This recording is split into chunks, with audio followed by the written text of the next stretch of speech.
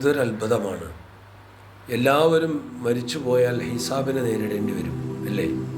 എന്നാൽ സ്വർഗത്തിൻ്റെ മലക്ക് റിദ്വാൻ അലൈഹി സ്വലാത്തു വസ്സലാം പോലും അറിയാതെ സ്വർഗത്തിൽ കടന്ന ഒരു കൂട്ടരെ കൊണ്ട് എനിക്ക് പരിചയപ്പെടുത്തുകയാണ്. റിദ്വാൻ അലൈഹി സ്വലാത്തു വസ്സലാം സ്വർഗത്തിൽ ചെന്ന് നോക്കുമ്പോൾ കുറേ ആളുകൾ സ്വർഗത്തിൽ ഇങ്ങനെ പാറി നടക്കുന്നുണ്ട് സന്തോഷത്തോടെ.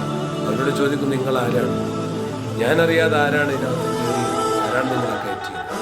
അപ്പോൾ അവർ കടന്ന ആളുകൾ പറഞ്ഞു, ഞങ്ങൾ അള്ളാഹുവിൻ്റെ ഒക്കെ രഹസ്യമായി ചെയ്ത ആളുകളാണ്, അതുകൊണ്ട് അള്ളാഹു തല രഹസ്യമായി ഞങ്ങൾ സ്വർഗത്തിലാക്കി.